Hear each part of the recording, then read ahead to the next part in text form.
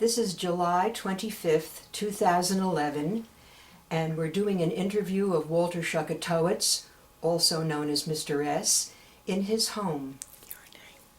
I'm Marion Gans. Hi, Mr. S. I know that you're a Connecticut boy. You were raised in Connecticut.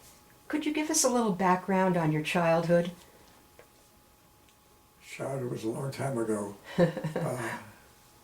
We lived in New York until I was about 8, and then my father was a rabbi, accepted a position in New Haven, and we moved there when I was in 3rd grade, and I continued attending school most of the time in New Haven until it was time to go to college. Mm-hmm. And then you went to college in New York. I started off at NYU, majoring in accounting, and then switched to City College, largely because of finances. While going to City College, I also spent mornings and early afternoons at yeshiva so that I could continue my Jewish studies. So in effect, I was going to school all day long in yeshiva for Jewish studies from roughly 9 o'clock to 2:33, and then in the afternoon and evenings with my college degree at City. So you were getting 2 bachelor degrees at the same time, actually, simultaneously. Just about. Okay. But thank God for Shabbos. Your original college education was not aimed toward Jewish education. What made you make the switch? And that's a long story. My Jewish education was because of my background. My father was a rabbi. Both my grandparents were rabbis. My grandfather, my father's side, was a prominent rabbi in the Bronx in New York. And my mother's father was a well-known rabbi in Boston. And so the family background required, and I wanted myself to continue my Jewish studies. But I had no intention of entering religious Jewish life professionally, and so I did my undergraduate work in accounting, and then I applied and received a scholarship to law school, to NYU in fact, and planned to become a tax lawyer. In fact, I registered for graduate school, for law school, and even bought my textbooks. But it's a long story how I switched and became involved in Jewish education. Tell us the story, please. As I said before, I purchased my books for law school, and about a week before classes would start, I'm about to say made a mistake, but it really wasn't a mistake. I went to yeshiva, as most graduates did, and went to see old friends. And as I entered the halls of yeshiva, I met the dean, Dr. Kurgan, who embraced me and then told me his concern that all his better students, and he considered me one of them, all the better students would enter the field of law, medicine, dentistry, or as he put it, marry rich girls or go into their father's-in-law business. And he was concerned who would carry on to Jewish tradition. And that had an impact upon me. It bothered me greatly. And after probably a sleepless night, I went back that Monday morning to see Dr. Horgan and said to him in effect, I'll give you a year, send me anywhere you want. And I thought I would take a leave of absence from law school and do something in education. And so he huddled with some of his directors, some of his associates, and they told me about a position available in Wilkes-Barre, Pennsylvania. I had never heard of Wilkes-Barre before in my life. And that afternoon, I took a bus from the Dixie Hotel to Wilkes-Barre. That very afternoon, after you had... That same afternoon. In fact, if I remember correctly, the bus left at 1:20. And I arrived at 5:30, in Wilkes-Barre, met my secretary with a note saying that at 6 o'clock I would be asked to give a demonstration lesson to a 7th grade class. And I must have done well, because I was invited to stay while the so-called board of directors met at the shul. This was an afternoon Hebrew school. Mm-hmm. They met in the kitchen, and they asked a lot of questions, and the principal of the school spoke favorably about me, and they offered me a position, which I accepted, and went back, took a 12:30 bus back to New York. 12:30 at night? 12:30 a.m., yes. And either Monday or Tuesday the next day, I went to law school and got an extension for a year. And I planned to stay in Wilkes-Barre 1 year. And as soon as I moved into Wilkes-Barre, which was a week or two later, I enrolled in Wilkes College to take courses in education, because I had never taken the course before. And I used that to help me in my work at the Hebrew school. And I liked what I was doing. And so 1 year became 2 years and 3 years, and stayed there for 7 years. Oh. My father periodically expressed his displeasure. He wanted me to go to law school and not be involved with the Jewish administrations, because they were giving him a hard time in New Haven. Uh-huh. But that's one of the times I did not listen to my father. There are other times which I regret, but I liked what I was doing, and I remained at Wilkes-Barre for 7 years. So And education, teaching really appealed to you. I felt I was making an impact. I had an effect upon many lives. I enjoyed it, and the kids liked me, and I liked them, and we played ball together on Sundays, and it was a pleasant 7 years. And during that 7 years, I believe you became principal of the school? Eventually, the principal left to assume a position in Boston, and I continued my studies. I went in summers to Yeshiva College, got a graduate degree in education, and then in 1955, I graduated from college and started Wilkes-Barre in 1948. So in 1955, it was May of '55, I had been in touch with the people at Yeshiva College over the years, and I received a call from Dr. Goodstein urging me to continue graduate schools at Columbia, and he told me about a position in Stamford, a minor position that will not require me to be at the office until 3:30, 4 o'clock. And so I had all mornings free to go to New York. He thought New York was next door to Stamford. I could just jump over. But I came for an interview and accepted a position. In September, I moved to Stamford. So actually, your motivation in coming to Stamford was not for a higher position in Jewish education, but it was to have a base from which you could go to New York to continue your education? On the contrary, there were less students at the Hebrew school when I came here. The Hebrew school met at the old Jewish Center on Prospect Street, but it became affiliated with Good Shalom, which did not have its own Hebrew school. Bethel, the conservative school, had its Hebrew school, and so did Temple Sinai, the Reform synagogue. But the Good Shalom did not have one, and the rabbi felt that it was important for membership purposes to have a school of its own. And so it joined with the Jewish Center, but it was not very successful, and it was a small school.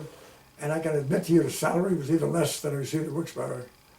But I wanted to pursue my graduate studies. Yes. And it seemed like a good marriage. Mm-hmm. And while you were, from the beginning in Stamford, you came to Stamford in 1955? In September '55, yeah. And you mentioned that it was a small school. Over the years, you built the enrollment of that school, and since it was something that was really new in Stamford for Agudath Shalom to have a Hebrew school, you instituted post-bar and bar mitzvah classes. Well, Agudath Shalom and Rabbi Aaron Krantz himself became partners And in fact, after the first year, it became known as the Good Shalom Hebrew School. Mm-hmm. But it meant it a Jewish center because the Good Shalom did not have Did- facilities of its own. And I had benefited from my experience in Wilkes-Barre and from the courses I took, and a couple of innovations, I guess, that I dreamed up myself. But the Hebrew school grew, and we offered post-bar mitzvah, and then eventually even a high school, on a high school level. And so by 1971, which was some 15 years later, which was my last year really at the Hebrew school, the enrollment was over 400. Considering kindergarten, Sunday school for first and second grade, and then the Hebrew school and the post-Hebrew school, and then the Hebrew high school. Hebrew high school itself had 120 children. For conservative reform, Whoa. the conservative rabbi Goldman sent his children, and we had a great faculty who brought in from New York, and we did something else interesting to attract them. In must be 63, because it was just 1963, I came up with the idea of to encourage people to go to the high school. And they received 1 credit for every semester course they took. And I said to them if they had 16 credits, we'd take them to high school, to Israel for the summer, on a summer experience. And this should take 2 years. If they went twice a week, Sunday and a weekday, for 2 years, they would While they receive- were in high school. While in high school, they'd receive credit. And so in 1965, we took 25 children, and some of them you may know, Morris Glucksman, Donnie Shera. We took 25 children who spent the summer in Israel. And that number was before 67, and so not all Israel yes. was available. The next one was scheduled for 1967, but because of the threatening war, it had to be canceled, and so the next trip was in 1968, where we had 42 children going. My goodness. From all of the denominations, actually. Or the- all of, Both the Hebrew school and the high school and everything else cut across party lines. You couldn't tell who was so-called from an Orthodox home or a less Orthodox home or Reform. And the rabbis in the community were supportive. Excuse me, especially in the high school level, they were, because that was not competition. The elementary school was competition, but the high school was not. Was not. So in effect, it was a community high school, paid for, supported by Good Shalom, but it was very much a community school. all right, well, we have to go back in time a little bit. You came to Stamford in 1955, and in 1956, while you were principal of this Hebrew school that was developing and expanding for a year, you opened... And going to graduate school. and going to graduate school. You opened Bicultural Day School, a Hebrew day school. How did I have the This guts is- to do it? That's my question. There was a gentleman called Elias Polis. I remember him, a very distinguished man, who was on the Hebrew School Board. I think he was president of the Hebrew School Board at the Jewish Center before I came. But one day, it was just a few months after I arrived in Stamford, probably December, maybe January, he came to see me, what did I think about having a day school, a Hebrew day school in Stamford. He felt it would change the color, the complexion, Yes. the whole Jewish community. And he encouraged me to do something about it. I was taking courses for our masters and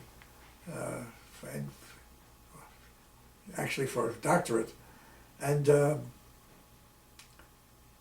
I enjoyed listening to some of the professors. It was interesting. I was not involved with secular education. Sitting in classes with superintendents and principals who did that professionally. And I thought, forgive me, they were a bunch of idiots and incompetents who did not see the possibilities. and I established a love actually for Professor Emma Sheehy, who I thought was outstanding. She was practical and brilliant. And so I became impatient to try out some of the things that I thought I was learning and some of the thoughts I had myself. And the problem then was getting a place for this so-called venture, this day school in Stamford. And we needed a sponsor. And I I believe. don't want to tell you now all the people, all the organizations that turned us down, but there was the ZOA, the Zionist Organization of Stamford, which probably had 10 members and needed a cause to get some yichus, Some coverage, honor, yeah. some honor. And so the ZOA agreed to sponsor this day school. And they applied to Jewish Center for permission to have some rooms. And they were turned down because they didn't have the backing that They was were a required. small organization. Yeah. And one of the people who, over the months, January, February, March, kept prodding me was Mr. Mayor Gibor. Mayor Gibor was a wonderful gentleman. He was a partner in Silmay Drugs. Mhm. Silmay Drugs, there were 3 stores in Stamford, and they sold everything, including drugs, including being a pharmacy. But he encouraged me to try to see to it that would be a day school in Stamford.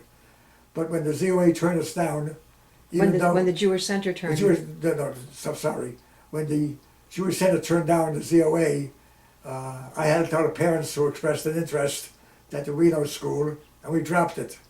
And nothing was done until August. And about the middle of August, I couldn't give an exact date, 15, 16, something like that, I needed a tube for my radio. At that time, they didn't have transistors, they had tubes. So I went to Silmay to go buy a tube. And I met Mr. Gibor, who took me aside, chastised me, and told me how disappointed he was in me. He thought so much more beforehand. Why did I not have a day school? And he said if there was a day school, he would pay for the first year's expenses. He would cover the expenses of the first year. And I don't remember if I ever bought the tube at that time. But I ran out and I drove quickly to see Rabbi Ehrenkrantz and go to Shalom. And he became very encouraging, excited. And he called up the president of his synagogue, Mr. Louis Lotstein. Louis Lotstein. Louis Lotstein was a prominent individual in town, owner of what was called at that time Hartford Provision and Grand Central Markets. Grand Central Markets, one of the stores was where the present Stop and Shop is on Summer Street. Yes. And he called up the president of the Jewish Center, Mr. Sidney Queskin. Now you should know that Sidney Queskin was a lawyer who happened to be the lawyer for Lotstein Enterprises. And so he called up Mr. Queskin to ask that we be given a room. And Mr. Queskin assured Mr. Lotstein that not only would have a room, there would no cost, no charge. At the Jewish Center.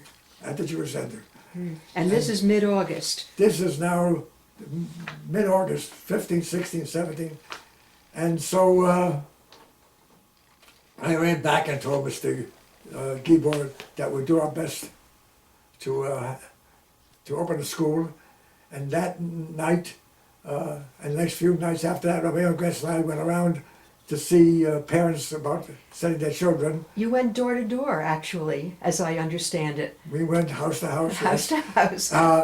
And most of the people who expressed an interest in the February-March time period turned us down. They already made plans, encouraged their children, showed them where their children would be going to public school. And it was difficult. One of the very few of the original parents who agreed to send their child was Solomon Betty Young. You may know them, they're lovely, lovely people. And, Yes. Then I started looking for furniture and a teacher.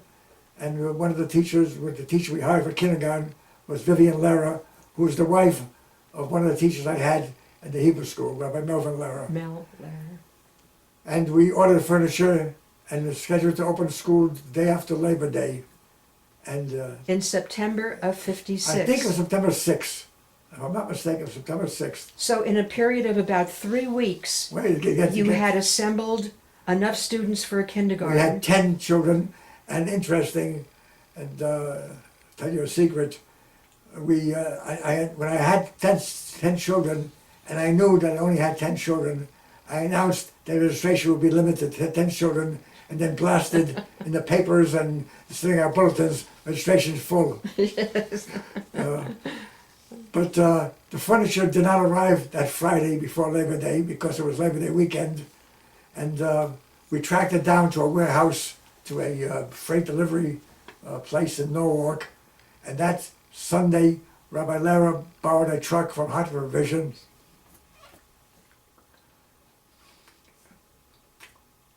We picked up the furniture. Yeah.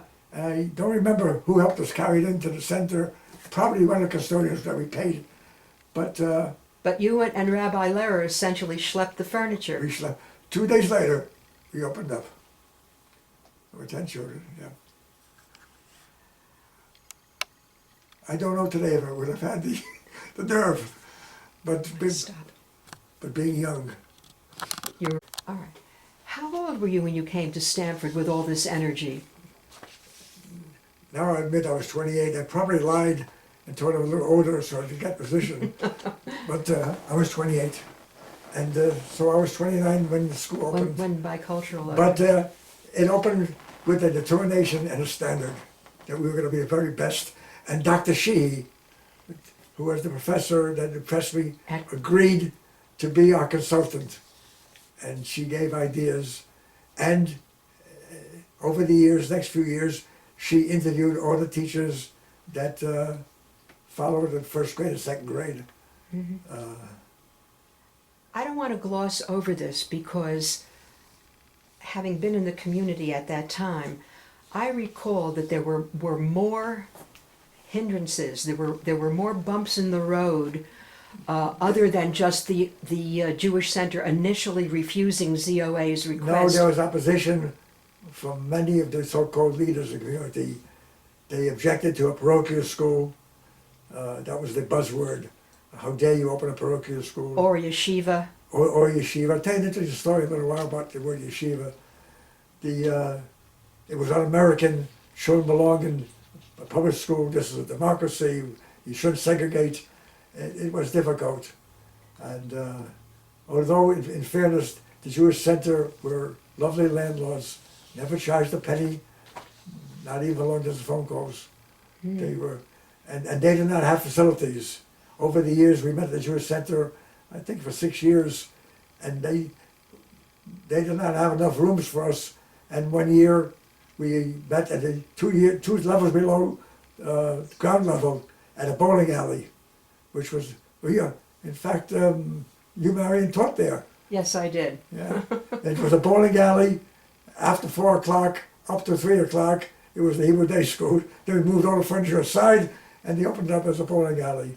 But the parents didn't object. They were so proud that their kids had the opportunity.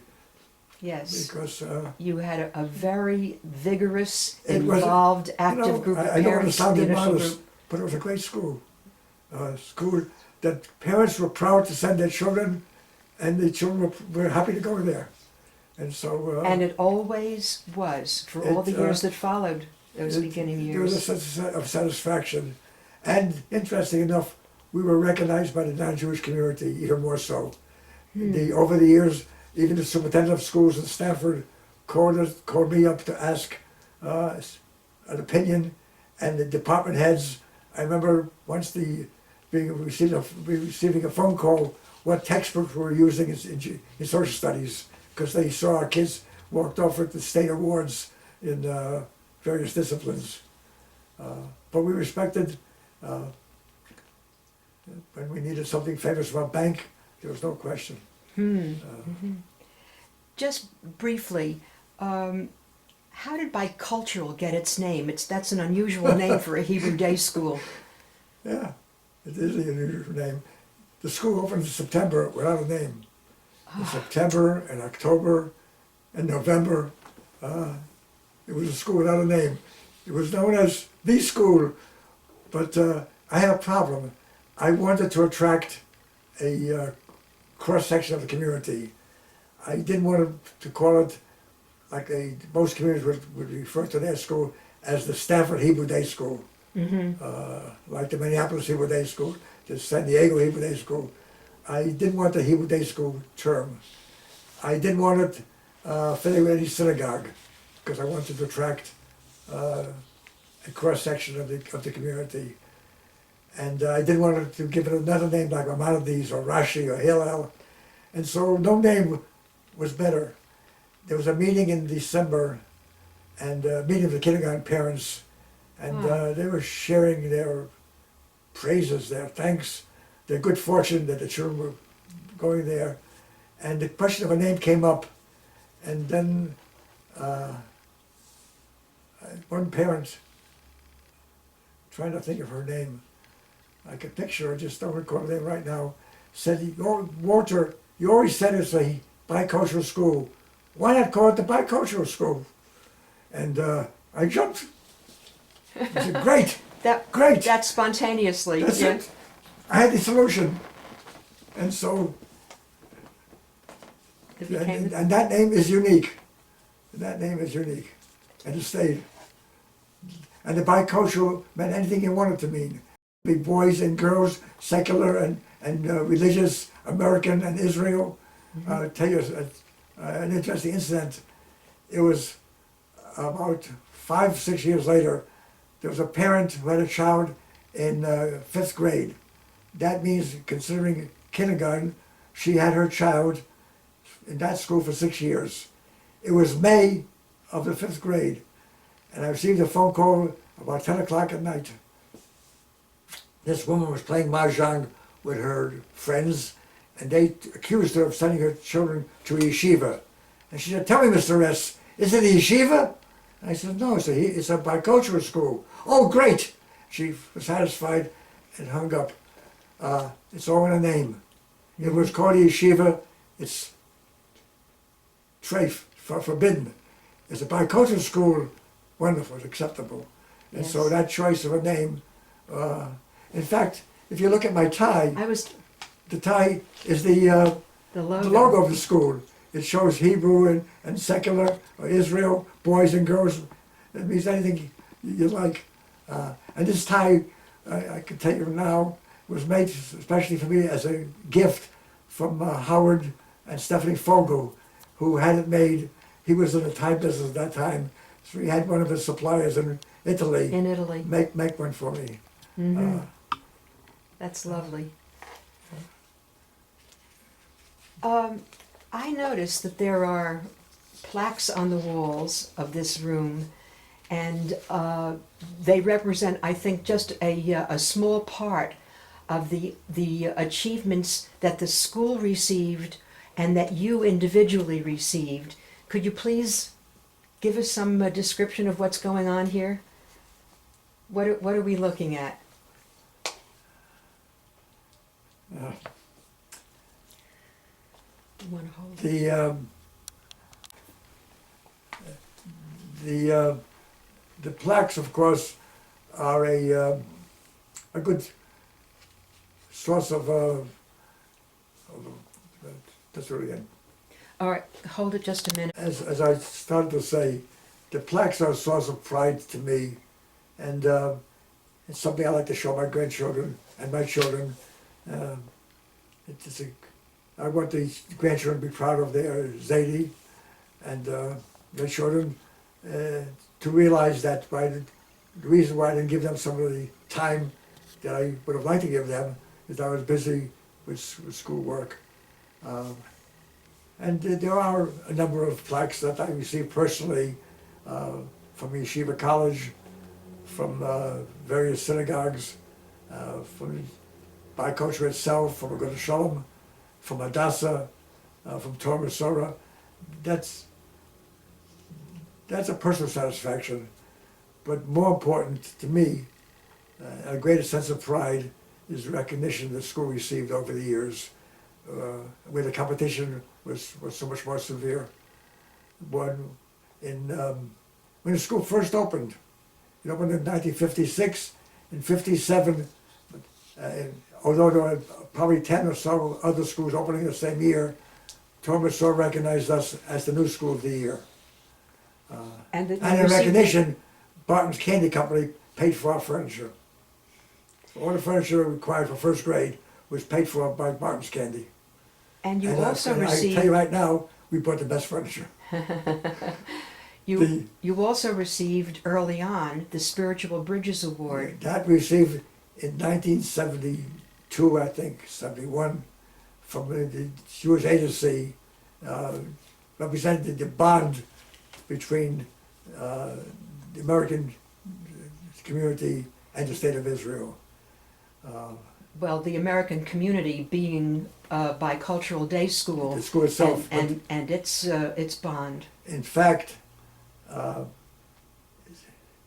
there always was a strong attachment and a love for Israel trying to be instilled at Bicultural. In 1970, Stamford still had a 3-year high school, and so the normal ending of grade 8 would mean the children would no, it was that's right. The children would have to go somewhere else for 1 year before they entered high school, 10th, 11th, and 12th grade. And so he wanted to open the 9th grade at Bicultural.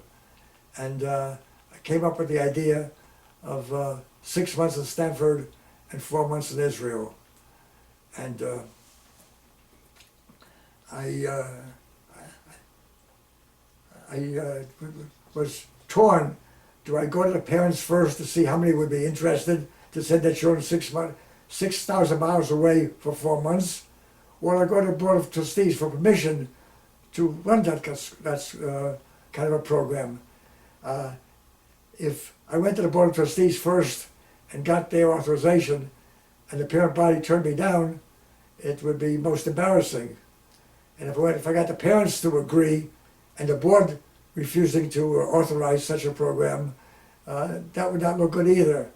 And so I wrestled, and I went to the parents first, and I asked how many would send their children, and I was not prepared for the questions they asked. Where would the children be? I don't know. Who's going to supervise them? How much would it cost? And finally, it was Judy Pomper. Yes, it was Judy Pomper herself. Got up and said, "Mr. S, we tried." I'm You're getting becoming emotional emotional. again. Yes. We trust you with our kids. If you think it's okay, our son will go. And so we went with 8 children in February. I'll tell you an interesting story there. In order to house the 9th grade program, we rented a trailer In America. in Stamford Yes. on Colonial Road. At that time, we were occupying the building that a good Shom had for its own Hebrew school. And so we we rented a trailer, and end of January, probably January 30th, 31st even, a group of 3 gentlemen came down. I call them gentlemen. They were people from the zoning board in Stamford, and one was, I'm about to say nastier than the other, but they came down and told us we were in violation. We had no right to keep a school, to have a trailer on the property. You got to get rid of it immediately. And so I started to cry. I pleaded, and it didn't help. You got to get rid of it now. And I begged them. I said, give me at least 10 days, 2 weeks. And while the chairman of the delegation refused, one of the others said to him, what the heck, let the guy have it for 2 weeks. And so reluctantly they gave me 2 weeks, and the school, the kids left February 11 as scheduled. As scheduled within that 2-week period. So They thought you they no weren't- longer needed the trailer. Didn't need it anymore. Anyhow, the school always had a strong bond to Israel. And we, we had, starting 1968, almost annually, an adult trip sponsored by Bicultural to go to Israel for 10 days or 2 weeks. The And- ninth grade program continued as long as Stamford had a 3 high school. In 1978, it reverted, it became a 4 high school, and so we dropped to ninth grade. And then, But not too long after that, you set up the 8th grade in Israel. the 8th grade program, and by the way, the ninth grade program was the first one in America ever, and the 8th grade program, when they went for a month, was the first in the world, to my knowledge. Over the years, the other communities asked to join with us. Yes. Strasbourg, France, London, England, Johannesburg, South Africa, Montreal, Canada. But But we these were pioneered that. trailblazing programs that you started with Bicultural, both the 9th grade for 4 months. You were present when the Deputy Minister of Education came to visit Bicultural. Yes.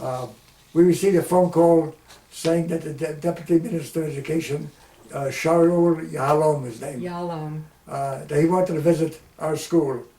And 2 days later he arrived, and we asked him, because he had said that this was the first school on This his was his visit. first stop. Yeah, first America. stop on his visit.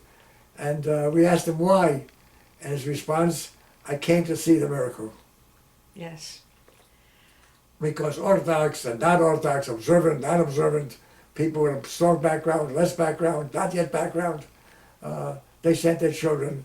And Bicultural was always an all-embracing school. it was our intent. It was our intent. But you ask about awards, the 2 awards that meant the most to me was in 88.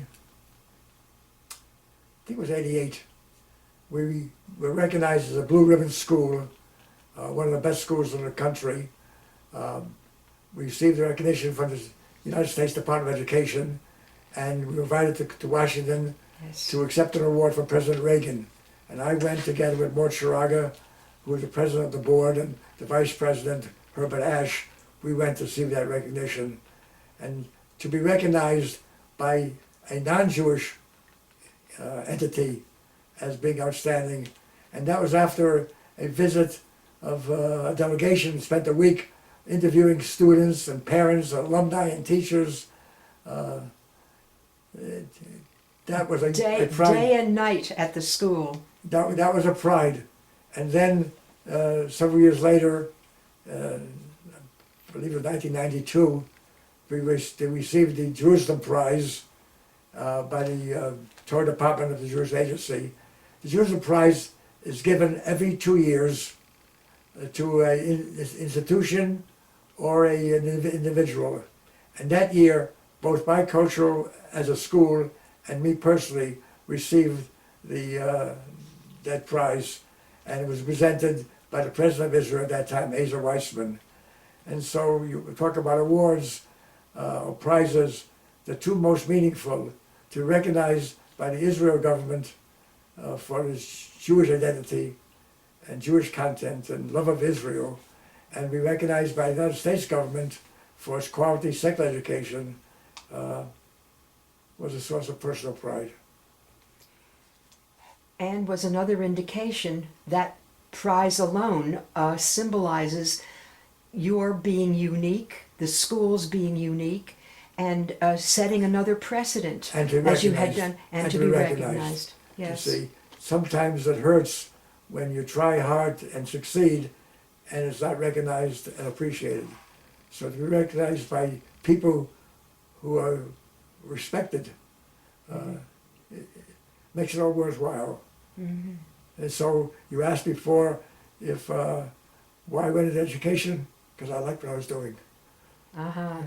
It was a fluke, but You know, you've mentioned the tours to Israel that started almost concurrently with the 9th grade in Israel.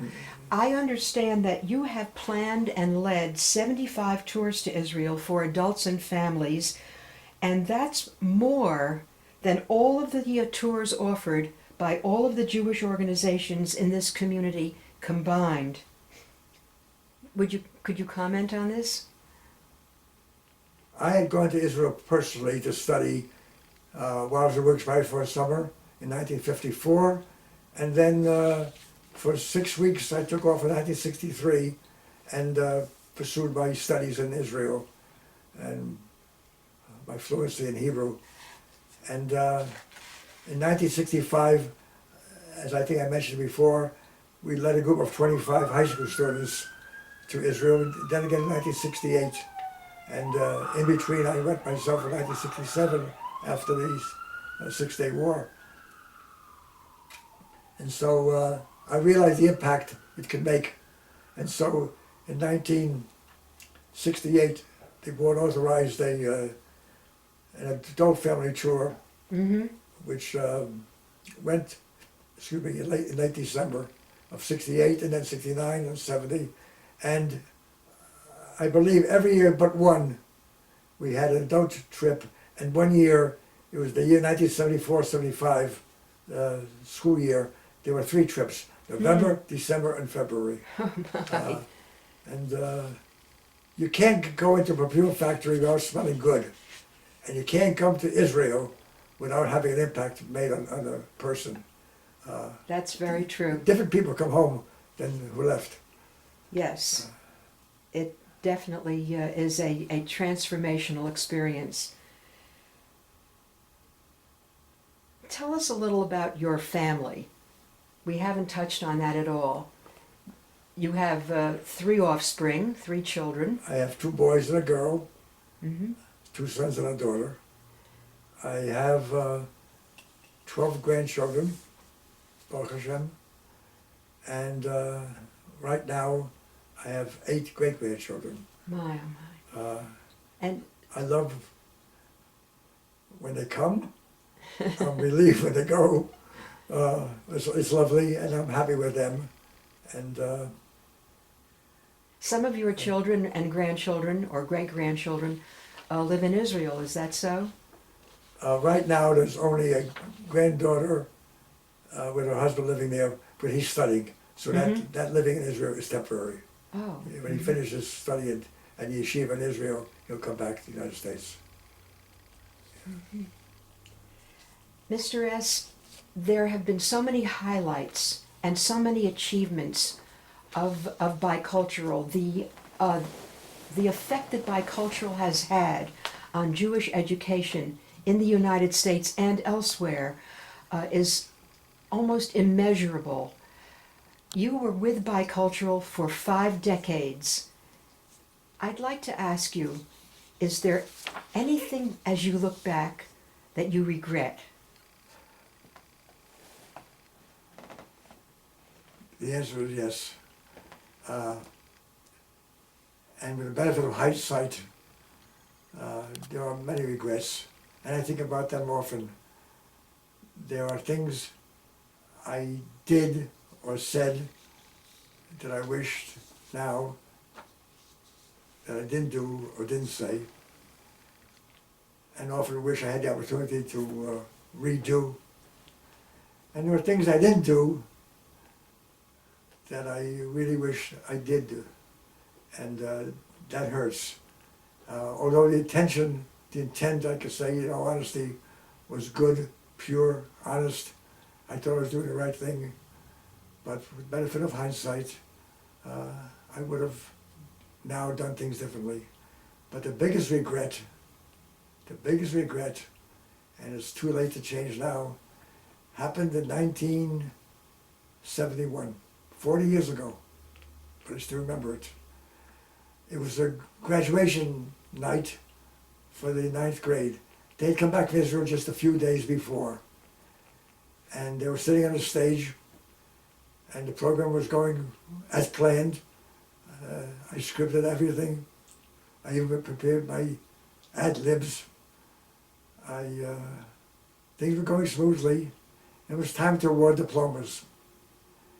And I remember, like a picture right now, there were 10 children sitting on the stage, and the first name to be called was Jonathan Bloom. We called them alphabetically. And Jonathan Bloom walked up, and I think I'll quote him exactly. On behalf of the class, we refused to accept our diplomas. We won the 10th grade.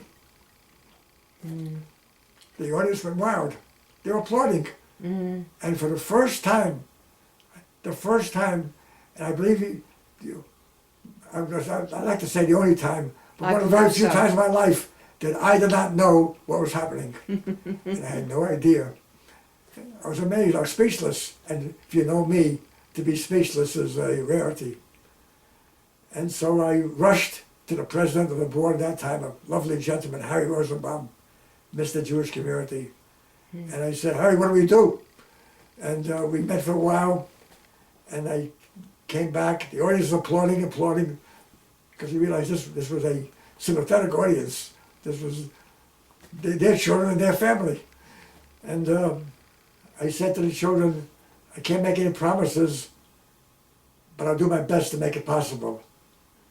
And they were skeptical. They wanted something more concrete, but reluctantly they accepted their diplomas. And I did some calculations the next few days, and I figured that I would need $10,000 to cover the extra expenses. And then the naysayers and the pessimists took over. What do you need it for? It's going to cost too much money. We can't afford it. Stay away from it. Wait till next year. Plan ahead. It's too early. You won't succeed. You're going to fail. I couldn't raise the $10,000. If we had a high school in Stamford, it would have changed radically the complexion of this community for the better. Community has progressed over the years. It's not the same community now that it was in 1950, 1955. That's true. However, a high school would have made a great difference. And I failed. I failed because I listened. I can say now, because I'm retired, that's the only time that I listened to pessimists. You didn't ask about how come... I'm about to. What were you going to ask? I think that the question I was going to ask you is that I recall that you, among your many unique achievements, you had a unique relationship over all of the years with the members of the Board of Trustees who awarded you a trust and a confidence that no one has seen duplicated between a board and an executive director or an educational chief. Let me interrupt you. Let me tell you about a person named Mordechai Gorn. Yes. Mordechai Gorn was a name I heard almost the day I came to Stamford, but I never met Mr. Gorn. I heard what a great Zionist he was, how he sold equipment to Israel when it was not permitted, how he supported Israel. I heard about this gentleman, but I never met him. One day, I think it was a Friday, in the mid-60s, an elderly, short, chubby gentleman comes in to see me, didn't introduce himself. He wanted to know the difference between a cheder and bicultural. He came to the school office. He came to the school office on Colonial Road, and he wanted to know the difference between a cheder and the bicultural school. And I tried to explain to him how one was more intense than the other. He introduced himself as, I'm Mordechai Gorn. His name was Martin Gorn, but he always called himself Mordechai. And he asked me how he felt, and I told him, probably before he asked me, told me his name, told him I had a headache because I was trying to solve a problem, how to get a desk for a new administrator. And we continued talking, and he left. About 3 hours later, a truck from a store in Stamford, Brock Press. The truck drove up, two gentlemen brought in a desk with a note. I hope this helps get rid of your headache. Signed, Mordechai Gorn. Can you hold it? You know. Mr. S., there's a wonderful story about how Bicultural bought the property, the estate on High Ridge Road. Can you tell us that, please? That's a great lead-in to further talking about Mordechai Gorn. In 1988, we received a call from Harry Bennett. Harry Bennett was a prominent realtor in Stamford, and he called me up and said, you know, Mr. S, you've been talking about buying a property, and there's a estate on High Ridge Road that the Moonies are bidding on. The Moonies? We don't want them in Stamford. He said, well, the Moonies want to buy this property, has a school on it right now, a Montessori type school, and they were looking for a 90-day option so they could do some percolation tests. I didn't even know what a percolation test was, but I know I didn't want the Moonies here in Stamford. They would destroy Jewish lives. They were attracting, unfortunately, too many Jewish boys and girls. And I asked him how much would the property cost, and he said it cost about $600,000. Actually, it was more than that, but he would not charge his commission.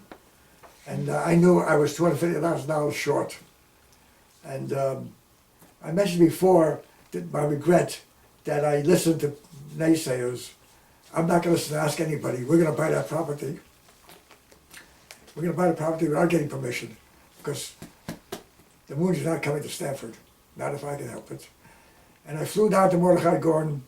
He lived in Clearwater, Florida at that time. I got off a plane in Tampa, rented a car, came to see him. And we spoke for an hour or so, and we spoke about politics, about people in Stanford, about Israel. And after a while, he said, Velvela, always going by my Hebrew name, never Walter, never Mr. S, Velvela. Velvela, now tell me, why are you really here?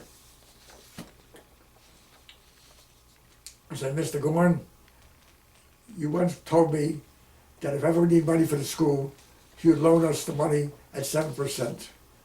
Now, I had gone previously to the Union Trust Company, which is a forerunner now of what's Wachovia, or actually what was Fargo, and they told me that they would loan the school whatever we needed at 8%. And I had figured, now 8% is more than 7%. Also, if we were late in the monthly payment, Mr. Gorn would not charge me any penalty. And who knows, he might even someday forgive the loan. And that's why I flew out to Florida. I said, Mr. Gorn, you once told me that you'd loan the school money at 7%. I'd like to borrow $250,000. He said, okay, tell me, how are you going to pay me back? I said to him, we're going to get 10 people to give us $25,000 each, and you're going to be the first one. His wife, a lovely, lovely woman, his wife Otley was standing out in the corridor, in the kitchen, some other room. She'd be listening to the whole conversation. She came charging in. Martin, she never called him Mordechai. Martin, you give him the money. And so he made out a check with $250,000 on the spot. And then she asked me if I'd like to stay for supper, which is a problem because I keep kosher. And they don't. And they don't. And so we went together to the local supermarket. We bought gefilte fish and borscht and some plastic silverware. I think that's the first kosher meal he had in years. But I came back to Stamford and called up Mr. Bennett saying we're buying the property, and bought the property, and then told the board what we did. No regrets. No regrets on their part or on yours, No, for they sure. were supportive. They were supportive, Yes. especially when they knew it would cost nothing. Yeah, but it was very, the board. And it's the honored- board was always a partnership. It was never them and me. It was us together. We worked together. We planned together. We schemed together. We aggravated together. We dreamed together. We succeeded together, and we took pride together. It was our school, and I was blessed with a board. And I must tell you, above all, the Morton Sharaga was president of the school with me for 25 years. Yes. 25 years together in partnership. He encouraged me, supported me, and he was a great partner. But we had other presidents who were good, who were great. Mr. Gibor was the first president.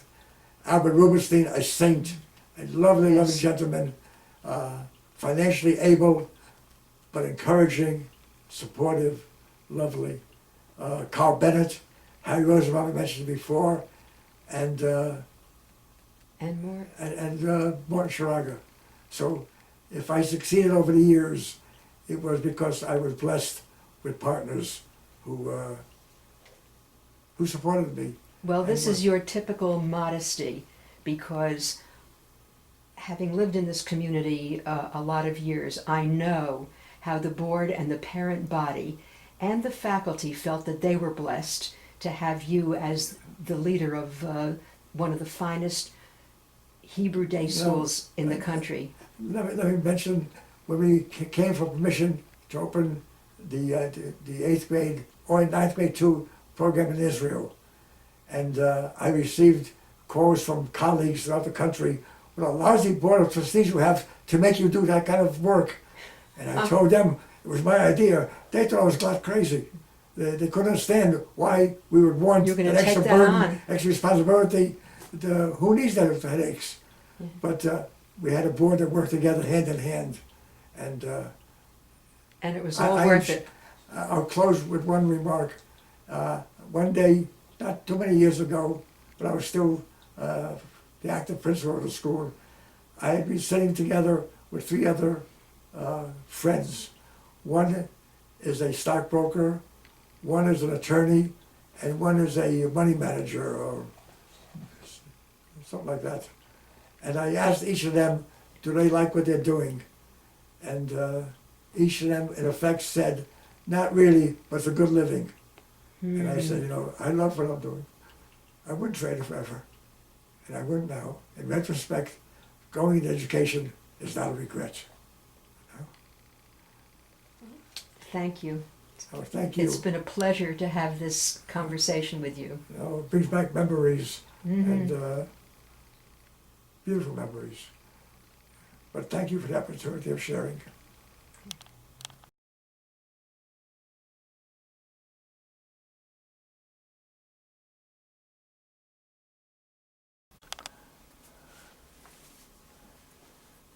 What's this reward for? Thomas Sowell Award. Thomas Sowell is the National Society of Hebrew Day Schools, and this was an educator's award I received in 1986. At one of the school dinners, Greta Kessler, a proud member of our community, was commissioned to make this woodcut symbolizing education and training of students, and it's a prize that we're very proud of. Oh. And the top award is the award from Yeshiva, the Alumni Association of the Teachers Institute of Yeshiva University, which I received in 1965. And this is a plaque from the Connecticut region of Hadassah, which it's called the Myrtle Wreath Award. And it was a great source of pride to receiving that recognition. And this was from an Brit in Stamford, which was given in 1985. This award was given to me at graduation in 2004 by the graduating class that was a special group of students, and they presented me with this. But the most meaningful one is the Jerusalem Prize plaque that I received in 1992, and it was presented by the President of Israel and the President of the Chief Rabbi of Israel, to me personally and to bicultural as a school.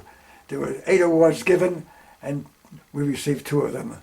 And considering that the other awards were given to somebody in Argentina, in London, in France, so 2 out of 8 was, it was something I keep showing my grandchildren.